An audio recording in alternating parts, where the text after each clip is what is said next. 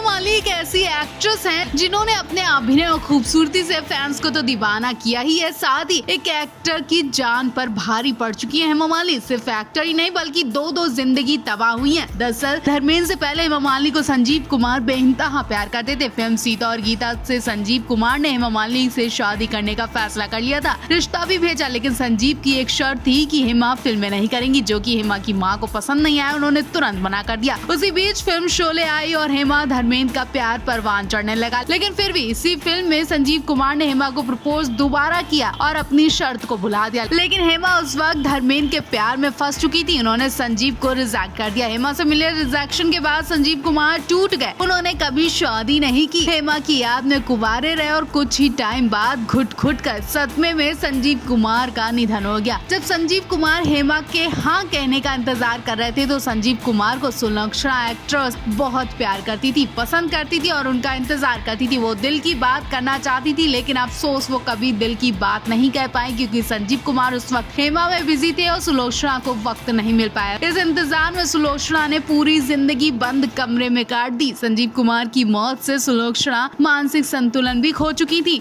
और इसी बीमारी की वजह से उन्हें घर से बाहर तब से अब तक नहीं देखा गया।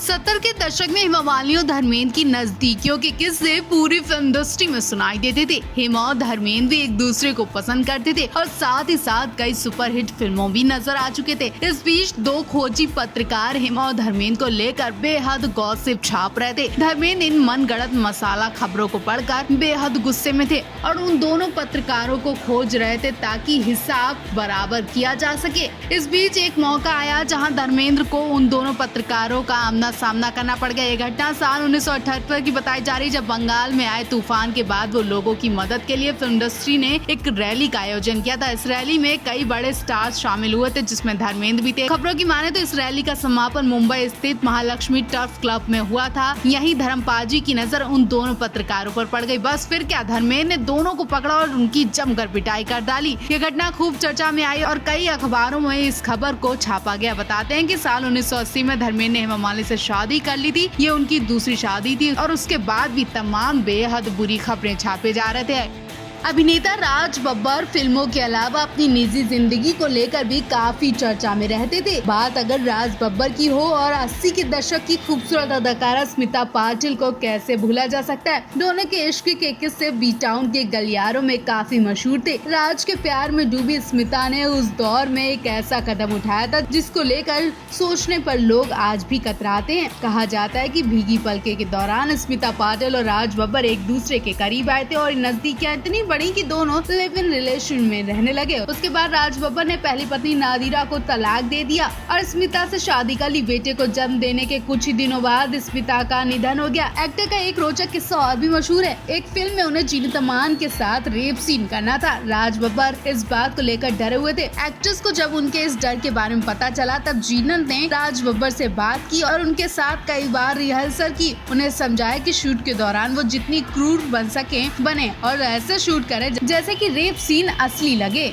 हेमा मालिनी और प्रकाश कौर न जाने इस जन्म में एक दूसरे का चेहरा देख भी पाएंगी कि नहीं। धर्मेंद्र अपनी दोनों पत्नियों को एक साथ देख भी पाएंगे कि नहीं, लेकिन इन दोनों के बच्चे एक दूसरे से खूब मिलने लगे। हाल ही में गदर 2 के वक्त ईशा आहाना पहुंची थी और भाइयों के साथ गदर 2 का खूब प्रमोशन किया था। वैसे ईशा को सनी देओल के क्लोज बहुत देखा जाता है, लेकिन बॉबी के बारे में बात भी नहीं करती है। कहा जाता था कि दोनों एक दूसरे को देख कर भिड़ जाते हैं, लेकिन ये बात झूठ साबित हो गई है आज, क्योंकि आज अभी ईशा ने बॉबी की अपकमिंग फिल्म एनिमल के टीजर पर जमकर प्यार लुटाया। ईशा ने भाई की अपकमिंग फिल्म एनिमल की खूब तारीफ की। ईशा ने लिखा, आखिरी शॉट का इंतजार कीजिए, अभी तो पिक्चर पूरी बाकी है। साथ ही ईशा ने फायर इमोजी भी बनाई। भाई आपको बता दें, हेमा मालिनी को बिल्कुल फर्क नहीं पड़ता कि उनकी बेटियां देओल परिवार में मिले या ना मिले, बल्कि वो खुद बेटियों का सपोर्ट करती है कि वो अपने परिवार से मिलकर रहें। लेकिन मीडिया में अनाप शनाप खबरों पर हेमा मालिनी भड़ास निकाल चुकी है और अब बच्चों को एक साथ देखकर धर्मेंद्र भी फूले नहीं समा रहे। वो भी स्टेटस पर स्टेटस लगाए जा रहे हैं। बच्चों की वीडियो पर अपने तो अपने होते हैं गाना प्ले कर रहे हैं, जिसे खूब पसंद किया जा रहा है।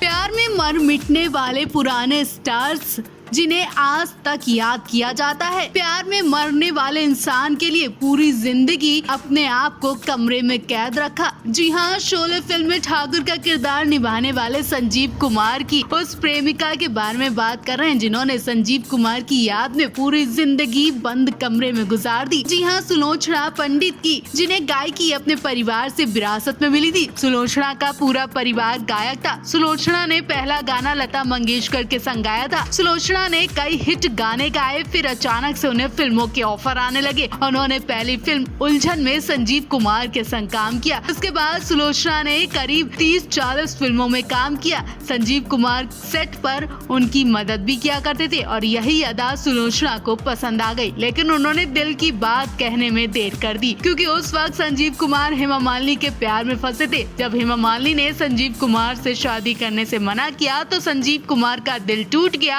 और वो नशा करने लगे। तब भी सुलोचना उनसे बात नहीं कर पाई और फिर संजीव कुमार को हार्ट संबंधित बीमारी हो गई और वो इलाज के लिए बाहर चले गए। कुछ टाइम बाद उनकी मौत भी हो गई। संजीव की मौत ने सुलोचना को पूरी तरह से तोड़ दिया। वो डिप्रेशन में चली गई, मानसिक संतुलन भी खो दिया। वो किसी को पहचान भी नहीं पाती थी। सुलोचना कमरे में संजीव कुमार की फोटो लगा कर रखती थी और उसी को देखते ही उन्होंने पूरी जिंदगी गंवा दी।